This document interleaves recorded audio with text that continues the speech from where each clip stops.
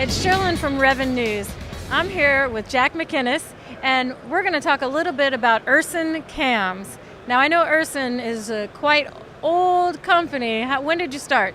Erson Cams has a great heritage. It was started in 1964 by Sig Erson, and he developed a reputation for making cams that made a lot of power and were easy on the valve train, so that the motors would live well. And they were very successful in all kinds of racing, drag racing and land speed racing and offshore boats and circle track, and it really is a rich heritage the company has.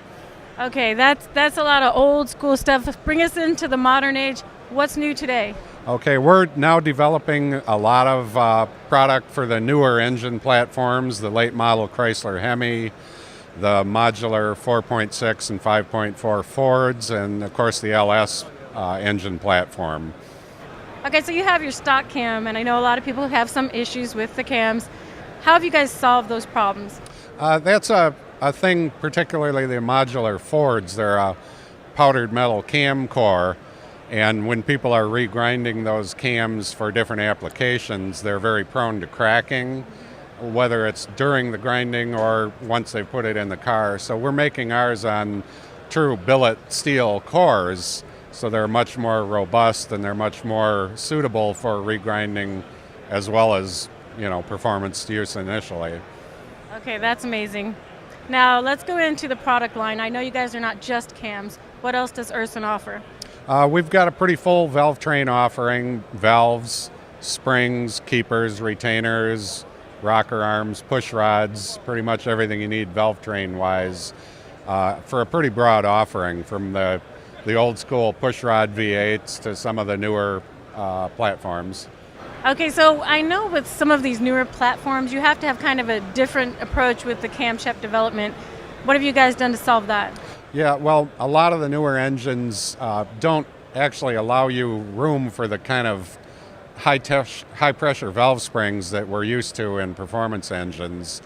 So the cams the profiles we're developing, for example, will have not so much lift as what you might expect, but greater duration, so that they can still get a lot of performance with the kind of valve spring packages that you are capable of using in these engines.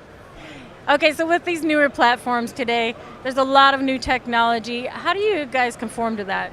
Well, a lot of the newer engines don't have the capability to put, for example, the kind of high pressure valve springs that we're used to in performance engines. So we're developing profiles that have greater duration but not so much lift as you might be used to, that still can get the performance out of the engine and live within that packaging. Well, that is over my head. It sounds amazing, but you know what? I would need your help.